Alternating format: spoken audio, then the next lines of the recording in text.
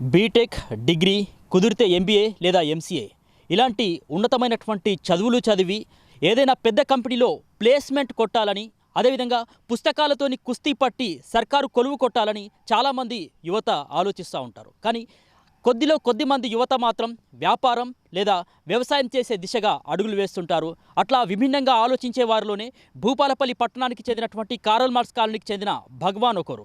ఒకప్పుడు తేనెను మనం అడవుల్లోని పెద్ద పెద్ద వృక్షాల నుంచి సేకరించేవారు. కానీ ఇప్పుడు మార్కెట్ శక్తులు అవతరించి తేనెను కల్తీ చేస్తూ మరి వ్యాపారం చేస్తున్నటువంటి పరిస్థితులు కూడా ఉన్నాయి.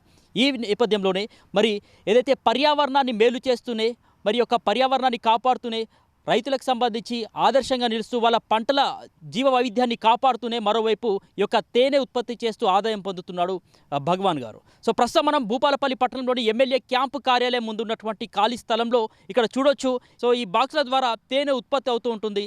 సో తేనె గురించి మనం మాట్లాడుకుంటే రుచికి సాటి లేదు, అదేవిధంగా మరి ఔషధ గుణంగా కూడా మరి సాటి లేదని చెప్పుకోవాలి. తేనెను అనేక రకాలుగా మరి అంటే ఔషధంగాను, మరోవైపు అనేక రకాలుగా సౌందర్య సాధనాలకు కూడా ఇట్లా యూజ్ చేస్తూ ఉంటారు. సో ఇటువంటి తేనెకి సంబంధించి మరి ఈ వ్యాపారాన్ని ప్రారంభించాలనేటటువంటి ఆలోచన ఏ విధంగా వచ్చిందనేది మరి భగవాన్ గారిని అడిగి తెలుసుకునేటటువంటి ప్రయత్నం చేద్దాం. నమస్తే భగవాన్ గారు. నమస్తే అన్న. ఎలా ఉన్నారు? బాగున్నామన్న. సో మొత్తానికి ఈ హనీ వ్యాపారం అనేది అంటే ఎట్లా దీన్ని వ్యాపారం చేయాలనేటటువంటి ఆలోచన ఎందుకు వచ్చింది మీకు?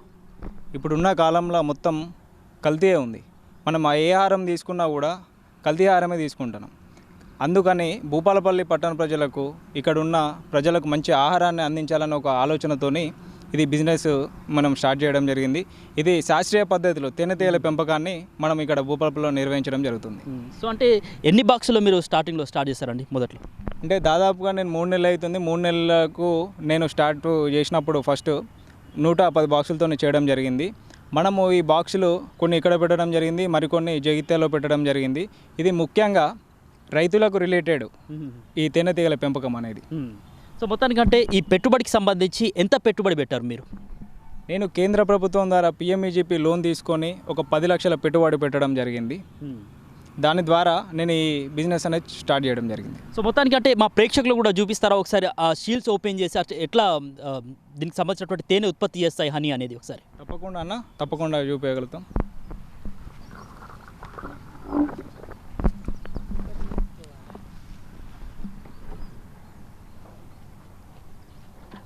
సో ఇక్కడ ఇది చూస్తున్నారు కదా, ఈ బాక్స్లో మొత్తం కూడా హనీ ఉంటాయి. సో ఆ హనీబీ వచ్చేసి ఇక్కడ తేనె ఉత్పత్తి చేస్తూ ఉంటుంది ఇందులో. సో బాక్స్ని ఓపెన్ చేసేటటువంటి ప్రయత్నం చేస్తున్నారు భగవాన్ గారు. సో అంటే బాక్స్ ఓపెన్ చేసేటటువంటి క్రమంలో ఏమైనా అంటే రిస్క్తో కూడుకుంది కదా ఇదంతా చేయడం, హనీ చేయడం? అంటే నార్మల్గా ఇది మనం తీసే విధానం కూడా ఉంటుంది అన్న. ఎందుకంటే ఇది అటాక్ చేసే అవకాశం కూడా ఉంటుంది. ఇది వచ్చి మైనంతో మనం ప్లేన్ షీట్ పెడతాం. ఇది ఈ బీస్ వచ్చి వర్కర్ బీ. ఇందులో ఇది సెల్స్ రెడీ చేసుకోవడం జరుగుతుంది. ఇది వచ్చి యూరప్ కంట్రీకి సంబంధించిన జాతి. దీన్ని ఎన్ని రకాలు ఉంటాయి మామూలుగా? ఇందులో ఎపిస్ మెలిఫెరా ఇది మనది. ఇందులో వచ్చి ఇది వర్కర్ బీ. ఈ బాక్స్కి వచ్చి ఒక క్వీన్ బీ ఉంటుంది, డ్రోన్ ఉంటుంది. ఈ వర్కర్ బీ వచ్చి దాదాపు 5 కిలోమీటర్లు జర్నీ చేసి పువ్వుల్లో ఉన్నటువంటి మకరందాన్ని సేకరించి తీసుకురావడం జరుగుతుంది. ఇందులో ఉన్న క్వీన్ బీ రాణిగా రోజుకు 1000 నుండి 2000 ఎగ్స్ పెట్టడం జరుగుతుంది. ఆ ఎగ్స్కు రక్షణగా డ్రోన్ మొగైగా అనేది ఈ బాక్స్లో ఉండడం జరుగుతుంది. సో ఒక్క బాక్స్లోకి సంబంధించి ఎన్ని ఫ్రేమ్స్ ఉంటాయండి? బాక్స్లో 8 ఫ్రేమ్లు ఉంటాయన్న. 8 ఫ్రేమ్లకు దాదాపు కొన్ని వేలల్లో బీస్ అనేది ఉండడం జరుగుతుంది. సో ఒక్క బాక్స్కు సంబంధించి ఎంత తేనె ఉత్పత్తి అవుతుంటుంది? అంటే ఈ బాక్స్కి వచ్చి 3 నుండి 7 కిలోల మధ్యలో దాదాపు ఒక 20 రోజుల వ్యవధిలోనే మనకు ఈ తేనె అనేది మనం సేకరించడం జరుగుతుంది. సో ముందుగా అంటే ఈ వ్యాపారం చేయాలి అనేటటువంటి వారికి మీరిచ్చే సూచన ఏంటి, సలహాలు ఏంటి? ముఖ్యంగా ఈ వ్యాపారం చేయాలనుకునే యువత ముందుగా మెంటల్గా ప్రిపేర్ కావాలి. ఎందుకంటే మనం చేసే ఒక మంచి పనికి మనకు దేనికి రిలేటెడ్ ఉంది. నేను ఒక ఆలోచనతోని ఒక రైతులకు మంచి మేలు చేయాలనే ఒక ఉద్దేశంతో నేను ఇది స్టార్ట్ చేయడం జరిగింది. దీనివల్ల రైతుల పంట పొలాల్లో పెట్టడం ద్వారా పరపర సంపర్కం, పాలినేషన్ అనేది జరిగి రైతులకు ఎక్కువ దిగుబడి తీసుకువచ్చి వాళ్ళను లాభాల బాటలో నడిపించే విధంగా నా వంతుగా కృషి చేయాలని ఒక ఆలోచనతో ఇది నిర్వహించడం జరుగుతుంది. సో మొత్తానికంటే యువత అంటే ఇప్పటి తరం యువత ఎక్కువ మంది అంటే జాబ్స్ కొట్టాలి, లేకపోతే ఏదైనా సర్కారు కొలువు కొట్టాలి అనేటటువంటి ఆలోచన విధానం ఎక్కువగా ఉంటుంది. సో మీరు ఈ వైపుగా మళ్ళడానికి ఏమైనా కారణం ఉందా? బలమైన కారణం ఏమైనా? బలమైన కారణం అంటే ఇప్పుడు రైతును రాజు చేయాలని ప్రతి ఒక్కరు చెప్తారు, కానీ ఎవరు కూడా రైతును రాజు చేసే ఆలోచన అది ముందుకు తీసుకుపోయే ఆ వ్యవస్థ ఎక్కడికి ఆగిపోవడం జరుగుతుంది. రైతు ఇప్పుడు కెమికల్స్ కొట్టి పువ్వు పూయాలన్నా కాయ రావాలన్నా ఈ కెమికల్స్ ద్వారా అనేక రకాలుగా మెంటల్గా ఇబ్బందులు పడి వాళ్ళు ఆర్థికంగా నష్టపోతున్నారు. ఆ నష్టపోవడం దానివల్ల వాళ్ళు ప్రాణాలు తీసుకునే పరిస్థితి కూడా ఏర్పడ్డది. ముఖ్యంగా వాళ్ళు అలాంటి ప్రాణాలు తీసుకోకుండా ఆర్థికంగా వెనుకబడకుండా వారిని ముందుకు తీసుకుపోయే దిశలో ఇది ఒకటి తేనెటీగల పెంపకం అనేది ముఖ్యంగా మెయిన్గా ఉపయోగపడుతుంది. ఎందుకంటే దీన్ని పెట్టడం ద్వారా వాళ్లకు కెమికల్స్ కొట్టడానికి డబ్బులు అవసరం ఉండవు. ఇది న్యాచురల్గా ఇది పరపర సంపర్కం జరుగుతుంది, ఇది చేయడం జరుగుతుంది. దానివల్ల వాళ్ళు హ్యాపీగా ఉంటారు, మనం హ్యాపీగా ఉంటాం, వాళ్ళకు ఆర్థికంగా లాభపడతారు. సో ఇంత పెట్టుబడి పెట్టి మీరు దీన్ని స్టార్ట్ చేస్తారు. సో మిగతా వారికి కూడా ఉపాధి అవకాశాలు ఏమైనా కల్పిస్తున్నారు? మేము ఎక్స్ట్రాక్ట్ చేసిన తర్వాతకి ఆ సమయంలో దాదాపుగా నాలాంటి యువకులు ఒక 4 పనిచేయడం జరుగుతుంది ఇక్కడ. అదేవిధంగా ప్యాకింగ్ టైంలో మళ్ళీ మా ప్రోడక్ట్ బయటికి మార్కెటింగ్ చేయడంలో కూడా దాదాపు నాతో పాటు ఒక 5 వర్క్ చేయడం జరుగుతుంది. అంటే ఒక 20 డేస్లో హనీ రెడీ అవుతుందండి ఈ బాక్స్లో? 20 డేస్ రెడీ అవుతుందన్న.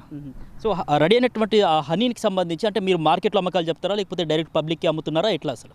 మేము దీనిపైన అవగాహన అనేది ఇక్కడ ఉన్న ప్రజలకు కానీ ఎవరైతే ఇబ్బందులు పడుతున్న వారు ఆరోగ్యంగా లేకుండా ఇబ్బందులు పడుతున్నటువంటి వారికి మేము దీనిపైన ఇది ఎందుకు ఉపయోగపడుతుంది, దీన్ని ఎందుకు వాడాలి అనే ఆలోచన వాళ్ళకు కల్పించి వాళ్ళకు దీనిపైన అవేర్నెస్ కల్పించి వారికే సేల్ చేయడం జరుగుతుంది. డైరెక్ట్ పబ్లిక్కే సేల్ చేస్తున్నారు, సేల్ చేయడం జరుగుతుంది.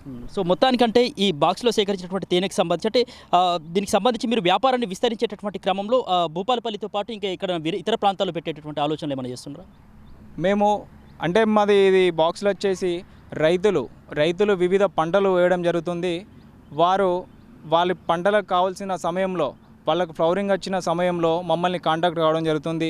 మేము ఆ సందర్భంలో ఆ చుట్టుపక్కల ఉన్నటువంటి వాతావరణం చూసి వారికి దానిపైన అవగాహన కల్పించి ఈ బీ బాక్స్లు అనేది అక్కడ వాళ్ళకు పెట్టడం జరుగుతుంది. సో తేనెటీగలు అంటేనే సాధారణంగా ఎవరైనా కూడా అంటే భయపడుతుంటారు, కుడతాయేమో అనేటువంటి భయాందోళన చేస్తూ ఉంటారు. ఈ నేపథ్యంలో అంటే మీరు కూడా ఈ వ్యాపారాన్ని ప్రారంభించినటువంటి క్రమంలో అంటే కుట్టినటువంటి సందర్భాలు ఏమైనా ఉన్నాయి? అట్లా నార్మల్గా కుడతాయన్న మేము మాకు ట్రైనింగ్ తీసుకునే సమయంలో పూర్తిగా దీనిపైన మనం బీతో ఎట్లుండాలి, ఎట్లా దాంతో బిహేవ్ చేయాలి అనే సూచనలు సలహాలు పూర్తిగా మనకు కల్పించడం జరుగుతుంది. దానివల్ల మనము బీ బాక్స్ ఓపెన్ చేసినప్పుడు ఎలాంటిగా మనం దీంతో బిహేవ్ చేయాలనేది మనకు పూర్తిగా ముందుగా నేర్చుకొని తీయడం జరుగుతుంది. అంటే స్టడీస్ ఏమన్నా చదివారండి? మీరు ఏం చదివారు? నేను తేనెటీగ పెంపకం ఇది ఇక్కడ ఉన్నటువంటి జయశంకర్ అగ్రికల్చర్ యూనివర్సిటీలో ఎపికల్చర్ చేయడం జరిగింది. అదేవిధంగా డిగ్రీ కూడా చేయడం జరిగింది. సో అంటే తీసే విధానం ఎట్లా ఉంటుంది? బాక్స్లో తేనె రెడీ అయిపోయినాక దాన్ని తీసే విధానం ఎట్లా ఉంటుంది? ఎందుకంటే మైనంకి సంబంధించినటువంటి ఫ్రేమ్స్ ఉన్నాయి కదా, దాని నుంచి తేనెని ఎట్లా సేకరిస్తారు? మళ్ళీ ఇప్పుడు మకరందాన్ని సేకరించి ఆ ఉన్నటువంటి ఫ్రేమ్లో ఫిల్ చేయడం జరుగుతుంది. ఆ మైనంలో ఫిల్ చేసిన తర్వాతకి ఆ బీ అది సెల్స్ క్లోజ్ చేయడం జరుగుతుంది. ఆ క్లోజ్ చేసినటువంటి ఫ్రేమ్ని కట్ చేసి ఎక్స్ట్రాక్షన్ అనేది మనం ఇక్కడనే ఆ మిషన్ తీసుకురావడం జరుగుతుంది. దాంతోపాటు ఎక్స్ట్రాక్షన్ చేయడం జరుగుతుంది. దానివల్ల అందులో ఉన్న లార్వా కానీ ఎగ్స్ కానీ ఇతర మైనం కానీ బయటికి రాకుండా ఓన్లీ హనీ మాత్రమే బయటికి రావడం జరుగుతుంది. సో సాధారణంగా వీటి జీవితకాల వ్యవధి ఎట్లా ఉంటుంది? మళ్ళీ అవి ఎట్లా సంతాన ఉత్పత్తి అనేది ఏ విధంగా ఉండబోతుంది? ఇది దాదాపు దీని లైఫ్ టైం వచ్చి 6 నుండి 8 వారాల పాటు జీవిస్తుంది. ఇది ముఖ్యంగా దీనిలో రాణిగా ఉంటుంది కాబట్టి అది ప్రతి నిత్యం రోజువారీగా ఎగ్స్ పెడుతూనే ఉంటుంది. సో మొత్తానికంటే ఈ ఎంట్రెన్స్ ఉంది కదా, ఈ ఎంట్రెన్స్ మార్గం ద్వారానే వెళ్ళి మళ్ళీ ఇటువైపుగా వస్తూ ఉంటాయి అవి. అది వెళ్ళడం అదే దారిలో వెళ్తుంది, రావడం కూడా అదే దారిలో వస్తుంది.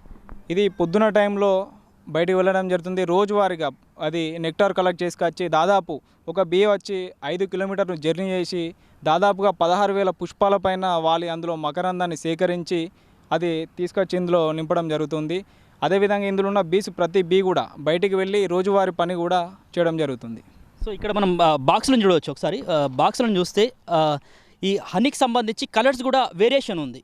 ఇక్కడ చూడవచ్చు లైట్ ఎల్లోయిష్ కలర్లో ఉంది, ఇది మెరూన్ కలర్లో ఉంది, కొద్దిగా ఇది కూడా యాస్టీస్ కొద్దిగా ఎల్లో కలర్లో ఉంది. సో అంటే ఈ వేరియేషన్కి కారణం ఏంటి? ఇదంతా మల్టీ ఫ్లోరల్.